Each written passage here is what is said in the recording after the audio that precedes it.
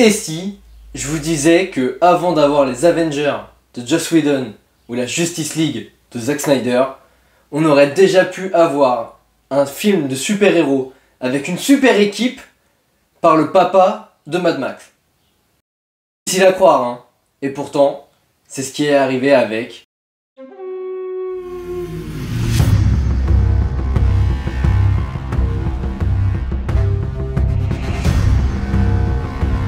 On est en 2007. Batman Begins de Christopher Nolan est un succès, là où Superman Returns de Bryan Singer est un échec. Bon, personnellement, moi j'aime beaucoup ce film.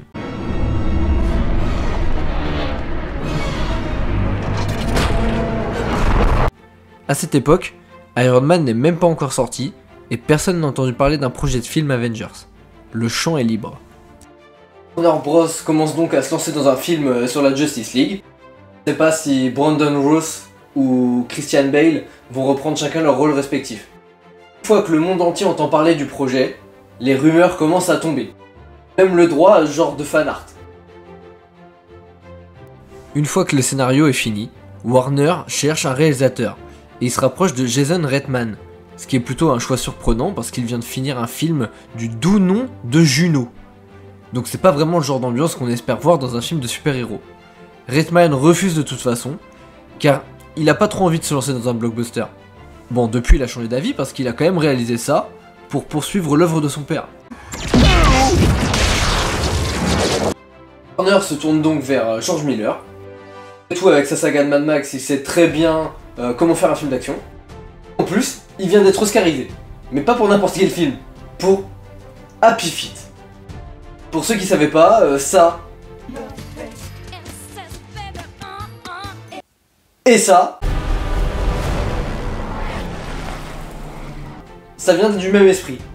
Miller accepte donc de monter sur le navire du film, et là les news commencent à tomber. La première, depuis l'annonce du scénario, c'est que l'équipe du film sera composée de Superman, Batman, Wonder Woman, Flash, Green Lantern, Aquaman et Martian Manhunter. Le studio cherche donc des acteurs plutôt jeunes pour pouvoir incarner les super-héros pendant plusieurs films. Donc tous ces super-héros c'est bien, mais il faut des gens pour les incarner. Et au bout d'un moment, le casting complet est dévoilé. Et il est plutôt surprenant. On a donc Didi Cotrona pour Superman. Armie Hammer, lui, va incarner Batman. Adam Brody est sélectionné pour Flash. Megan Gale va, elle, donner ses traits à Wonder Woman. Le rappeur Common va être Green Lantern. Martian Manhunter, lui, devrait avoir la voix de Hugh Kingsbury. Et Aquaman devrait être incarné par Santiago Cabrera. Et il y a même des petites stars qui devaient avoir des rôles secondaires.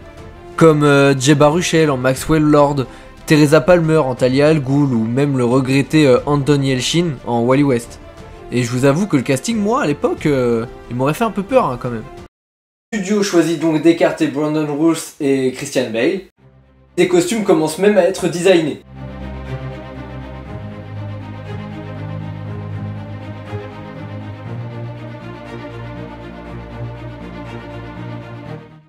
On arrive même à trouver des photos de Megan Gale pour Wonder Woman.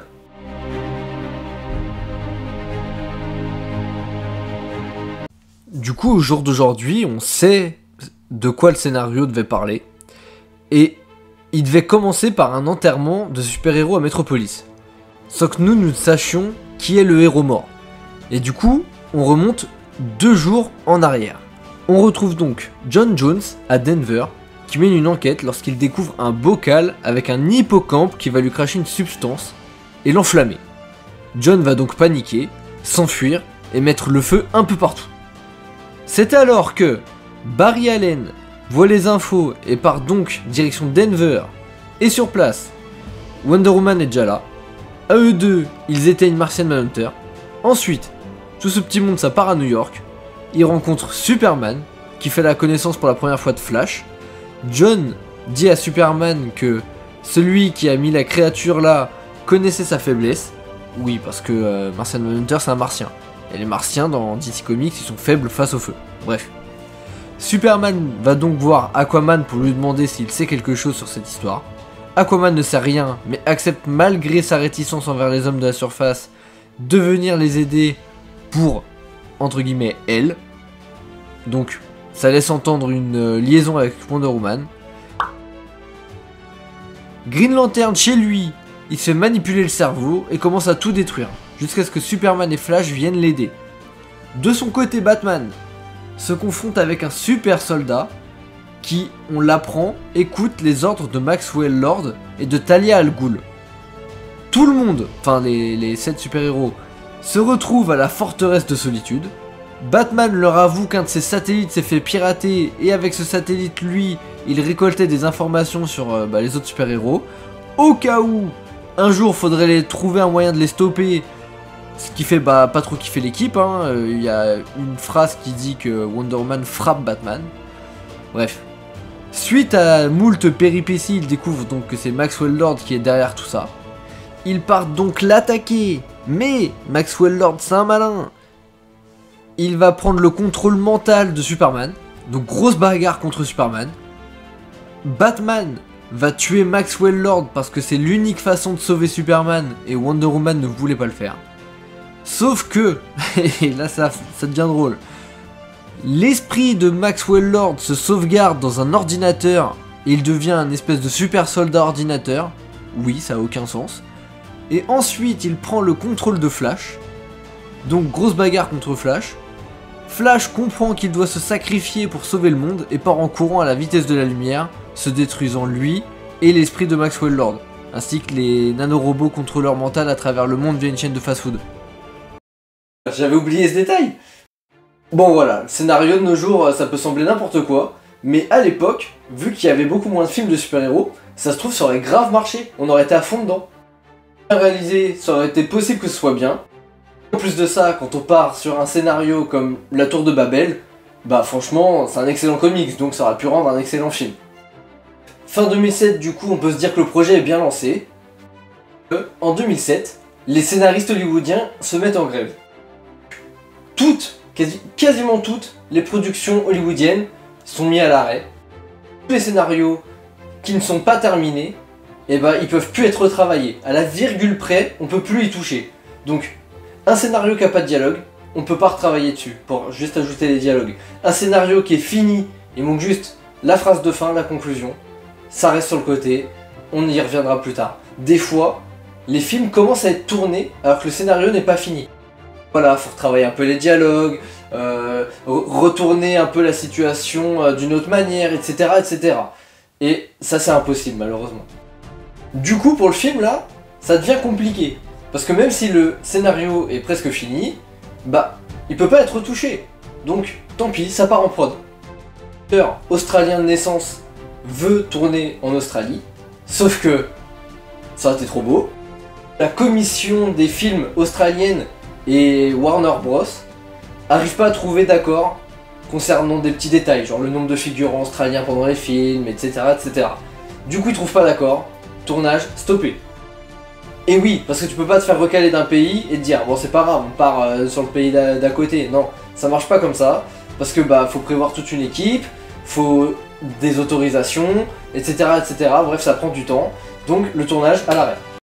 Le tournage devait débuter été 2008 au Canada, du coup cette fois. Warner Bros fait face à quelque chose qu'il n'avait pas prévu. The Dark Knight de Nolan, c'est un succès planétaire. Les critiques sont phénoménales, le film est un record au box-office, ce qui est totalement mérité en vrai parce que le film est vraiment génial. Warner se fait donc plein d'argent, mais une question leur vient donc en tête. Comment vendre un film sur la Justice League avec Batman dedans, si ce Batman n'est pas celui qui vient d'écraser tous les scores? Le film est donc mis aux arrêts. Warner prend la décision de se remplir les poches, d'annuler le film, pour se concentrer sur la suite de The Dark Knight, et repartir sur des films solo, plutôt que de démarrer directement avec une grosse équipe. Des années plus tard, George Miller reviendra rapidement sur le projet pour dire que c'est surtout la grève des scénaristes et les complications pour filmer en Australie qu'auraient mis le premier pied du film dans la tombe. Et certains acteurs comme Jay Baruchel en parlent encore lors d'interviews et laissent entendre que le film aurait été très qualitatif, mais bon ça on le saura jamais. Ce qui est drôle, c'est que Adam Brody et Didi Cotrona se retrouveront des années plus tard pour jouer dans Shazam de David F. Sandberg, qui au final est un super-héros qui est le mix presque parfait entre Flash et Superman. Common, quant à lui, il a aussi eu un petit rôle dans DC Comics. Il a joué dans Suicide Squad de David Ayer. Et Armie Hammer, lui, il a longtemps été le choix du public, on peut dire, pour incarner Hal Jordan, un Green Lantern. Et au final, le personnage n'a jamais été utilisé, donc pas besoin d'être casté, donc même pas de Armie Hammer en course. Bon, George Miller est vite passé à autre chose. Il a directement fait après Happy Feet 2, voilà. Et des années plus tard, il nous a sorti son chef-d'œuvre, Mad Max Fury Road. Warner Bros. Eux ont donc sorti le troisième et dernier volet de la trilogie de Nolan, The Dark Knight Rises, qui a été un énorme succès mérité. Et ensuite ils ont lancé un univers connecté avec pour fondation Man of Steel de Zack Snyder, qui est un de mes films préférés. Mais l'univers aura eu du mal à trouver son public, car Warner a très mal géré le tout en voulant reproduire ce qui se faisait chez le concurrent Marvel, et il s'est planté. Au final, leur univers est mort, et ils veulent en relancer un autre d'ici 2025, sans être certain que ça marche pour autant. Entre ça et les Elseworlds, franchement, ils galèrent un peu les gars. Mais heureusement, on a eu la Justice League de Zack Snyder, la version de 2021, pas la purge de 2017. Et voilà, donc si vous voulez un bon film Justice League, regardez celui-là. Voir que Warner Bros n'a pas toujours fait des choix très judicieux, la preuve avec Justice League Mortal, la preuve aussi avec le DCU, mais aussi avec le projet d'un film qui est encore plus vieux et qui fera l'objet d'une prochaine vidéo.